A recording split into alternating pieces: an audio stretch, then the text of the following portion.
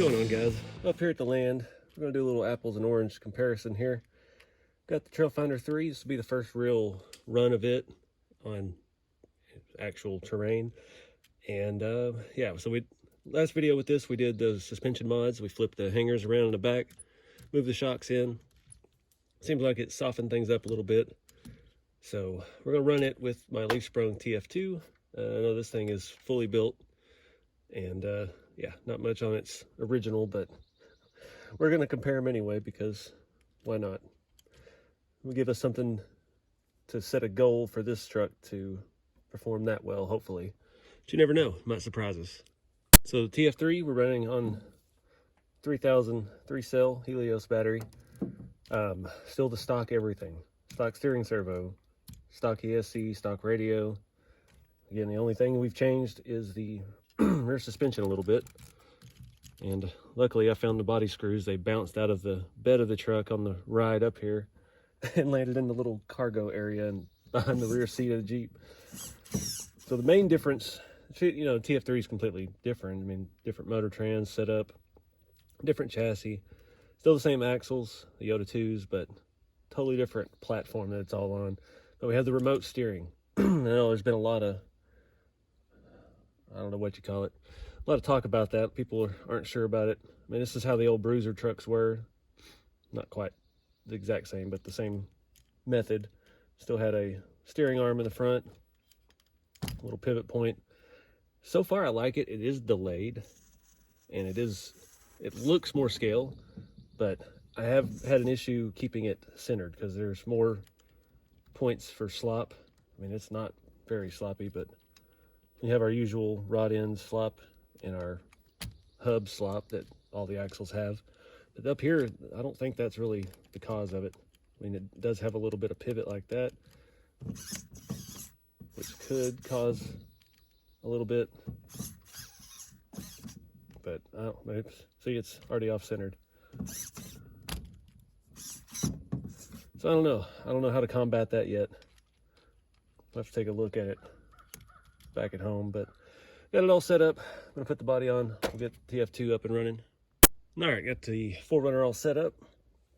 The only unfortunate thing about both these trucks is I'm running the screws for the body mounts. 4Runner's just, it's such a thin area where it bolts below the door because I have an opening doors, and I don't think having the pins in there where it just slides over is gonna really work. Plus, I did not install the proper body mounts. When I did the 4Runner body, it comes with an extension that goes on your TF2 because that body is wider. So I have to put some about 6mm spacers or 8mm spacers in there and use some longer bolts. And that keeps everything nice and centered and mounted nicely, but just a little bit of a pain. Again, this truck's fully built. We're on the DX5. We got a 1080 programmed. We've got the A&M Garage skid and front shackle reversal, Reef 444. This is I wasn't sure about this motor when I first got it at Holmes Hobby. It's a Sport 20 turn. It's a different configure. I don't remember. Everybody says they're just as good, and I haven't had any issues with it yet. So big heavy truck, lots of metal, lots of body, lots of scale stuff. These bumpers, CC hand bumpers, are hefty. So I'm gonna fight and get this body back on, and then we'll get started. I want to say one reason why I didn't put the body mounts on that came with the body was that I'm running the old, these are aluminum. I think they were from the F250 to be a body conversion they used to make for the TF2, and they are actually aluminum, and because I had some plastic ones stripped out on there, so I swapped it to those I had sitting around forever. So yeah, I think the other piece will still work with it, but I've misplaced it at this point. So, and also got these new sliders here from Scalar Fab. It's RC4 Drive quit making these solid tube ones. I like that clean look of it. Not a huge fan of these, but I haven't seen any solid ones yet for the TF3. They do have a different mount, but they have come out with aluminum ones, so I'm sure it's coming.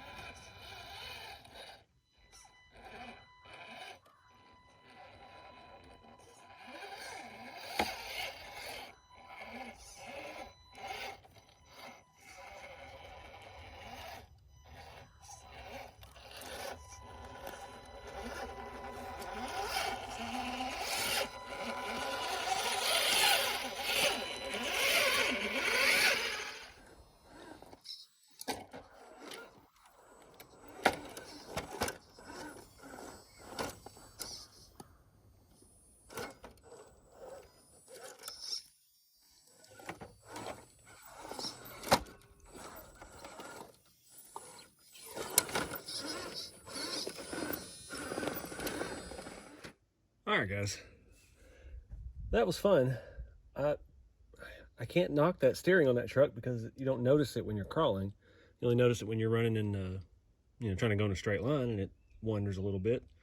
But on the rocks, no issues at all. It actually, the way it moves is so slow and sluggish, and it looks scale. It's kind of hard going back and forth because this has got a 444 and it's lightning quick, quiet, and that one's just kind of, yeah, I'm gonna turn. But it looks cool, so I don't see any issue with that, really. It's doing its thing. This truck, I'm worried it may have a little bit of rear end noise, either that or the rear drive shaft's about to go out. I didn't even realize those drive shafts aren't even matching set. So that may be one thing left on this that we have not addressed, because I bought this truck used, so I mean, look at these shocks. That's part of the fun of it. It's just a floppy, loose leaf spring truck.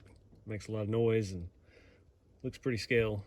I'm pretty happy with how that performed. It did everything it was supposed to. Got hung up a little bit, mainly because of these giant bumpers. These tires are breaking in and they are getting a little bit softer. I can't remember what foams I put in there. I think it's the stock foam still.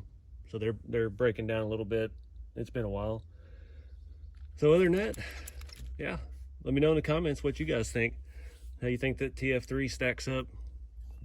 I will say the TF3 looks good with the 4Runner on it. I don't know what it is. I've seen another one around Facebook and stuff that somebody's done with their red beadlock rings and a tan 4Runner. It looks pretty good. But other than that, I don't think this will work because of the floorboards here. It's hitting the electronics. I think this one's already been cut a little bit, but I should have room to clear that transmission. So I'm not sure how they address that on the other one, but hey, you just have to rearrange everything, I guess. Only issue I keep having with this is the body. I'm gonna have to put rear body mounts on, I think, or do something to attach it in the rear, because this body's got so much weight that it keeps kind of coming up on the backside. So that's no good. But other than that, performed pretty well. I got this little scale bin. I put all my hardware for the body mount in there and keep it locked up nice and safe, and it's held in with magnets on the inside, so shouldn't go too far. But that about wraps it up for this, guys. Let me know in the comments what you think we should do with the TF3 next. I'm thinking maybe electronics. I'm scared to mess with the steering because I kind of like the thing we got going with that, but I think ESC is in the works for it. I've got a 1080 at home that isn't used at the moment, so because I'd like to get off of that RTR radio, move it over to the DX5, and that way we can dial it in a little bit better. But other than that, chassis suspension wise, I'm digging it. So again, let me know in the comments what you guys think, what you want to see for the fleet of Trailfinders we've got going here, and keep it scale. I'll see y'all in the next one.